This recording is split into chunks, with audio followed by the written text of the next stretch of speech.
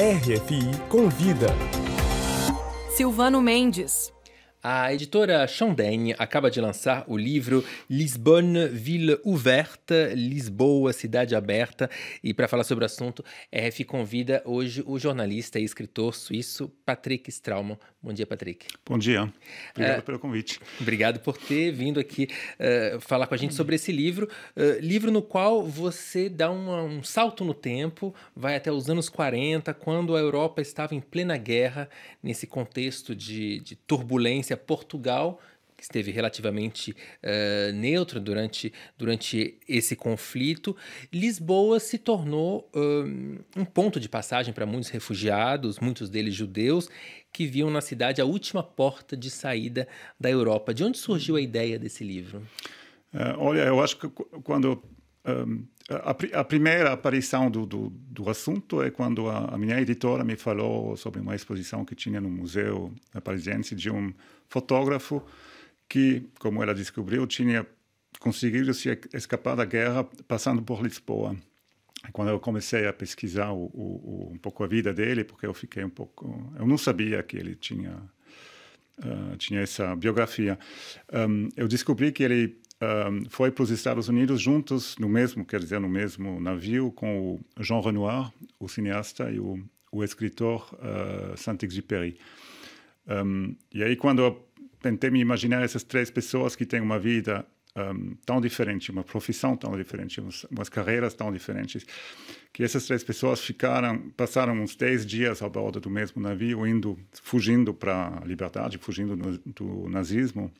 Eu achei que isso aí poderia ter um assunto, né, para um livro. Eu achei isso muito interessante. E justamente muitos refugiados passaram por Lisboa, entre eles muitos anônimos, claro, mas alguns nomes conhecidos. Você citou alguns.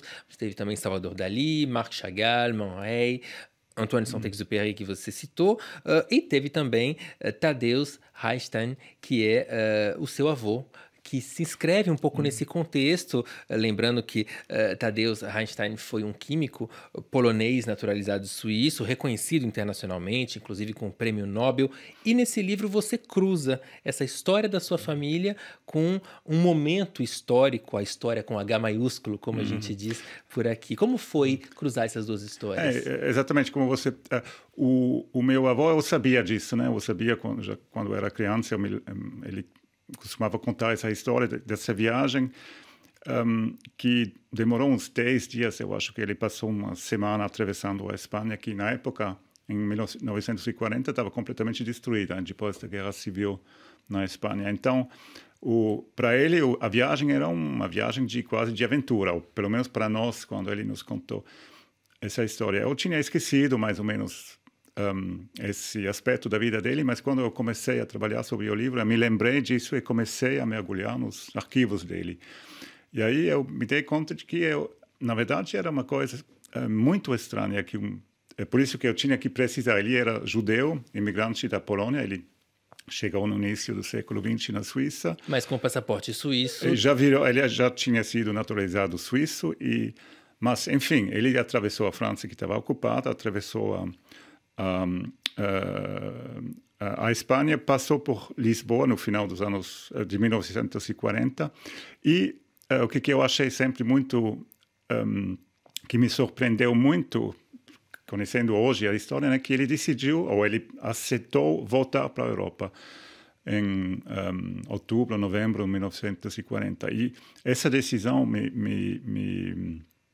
eu acho que ela na medida em que essa para mim, ainda hoje é uma decisão incompreensível, isso me motivou muito para escrever esse livro. Porque aí disso dá para ver esse confronto entre o destino dele e o destino desses dezenas de milhares de pessoas que escaparam por Lisboa. Ninguém teve a ideia de voltar em 1940, óbvio, né? Porque lembrando que ele estava num outro contexto, tendo um passaporte suíço, ele tinha passagem livre, né? E ele foi e voltou, ele só passou por Portugal, foi para os Estados Unidos e voltou rapidamente. Evidentemente dá para explicar. O fato de ele ter tido um passaporte suíço ajudou muito. No mesmo tempo, ninguém podia saber se a Suíça ia ficar livre, ia ficar neutra. quer dizer, levando em conta o pouco de certeza que ele podia ter em 40, eu continuo achando essa decisão muito surpreendente e estranha. Né? Quase inexplicável. Inclusive, no livro, você, ao falar do seu avô, deixa planar uma suspeita de que ele poderia ter sido preso durante esse trajeto entre a Suíça e Portugal, mas que não tem muito registro disso. Eu nunca encontrei registro, mas o Memorial d'Émile, du Camp d'Émile, campo de internação francês que fica perto de Aix, perto de Marselha. Eles dizem que o Tadeusz Reichstein, então, quer dizer, o meu avô passou pelo campo, ficou internado durante um tempo nesse campo. Agora, eu nunca achei outros testemunhos ou provas da estadia dele no campo, mas eles afirmam isso e isso também fez com que eu comecei a pensar de uma maneira mais familiar, né, sobre esse assunto. Qual era o destino dele? Qual seria o nosso destino se ele não tivesse tido essa tomada essa decisão de voltar, né? Exatamente.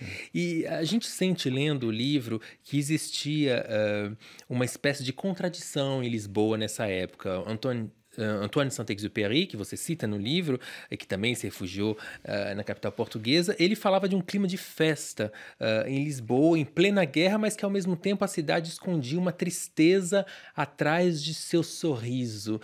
Inclusive jornais da época que você cita no livro dizem que Lisboa se tornou a estação balnear ocidental da Europa, quase como se estivesse desconectado da realidade. Essa definição é justa? Existia esse paradoxo?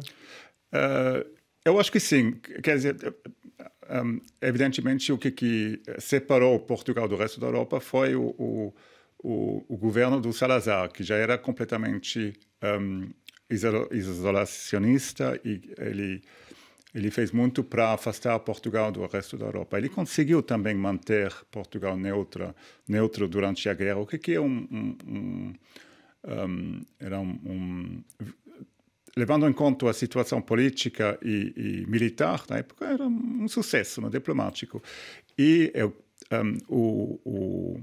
a reação dos viajantes era também tão forte porque todo mundo tinha a experiência de uma Europa sob as bombas, de uma Europa destruída, todo mundo fugindo do continente que estava... não tinha como acender a luz durante a noite porque todo mundo tinha o medo de ser bombardeado, etc. A travessia da Espanha também era todo mundo, quando eu leio os testemunhos dos viajantes, a situação na Espanha era um desastre, né? Depois de 4 anos de guerra civil. Então, essa cidade de Lisboa, onde todo mundo podia, pelo menos os ricos, podiam comer nos restaurantes bem, tinha luzes durante a noite, isso criou um contraste muito forte, né, com o que o povo vivia na época na Europa durante a guerra. E muita gente nem conseguiu chegar até Portugal. Você cita, por exemplo, Walter Benjamin, que se suicidou, né, porque, inclusive, tem uma história muito trágica, porque, na verdade, era um mal-entendido. Ele poderia ter sido salvo, né, se ele tivesse sabido que ele poderia, na verdade, atravessar a fronteira. Mas por isso que eu digo... durante a guerra não tem regras, não tem lógica, quase só tem o acaso. Esse livro é o resultado de uma soma de dezenas de destinos completamente diferentes, mas todos se cruzaram em Lisboa. E todos são... só me dei conta no final de ter escrito o livro.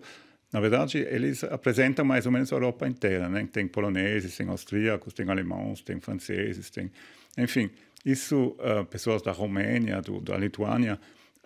Isso mostra também o que a Europa era antes da guerra e tudo que a Europa perdeu com a guerra, né? Com a fuga.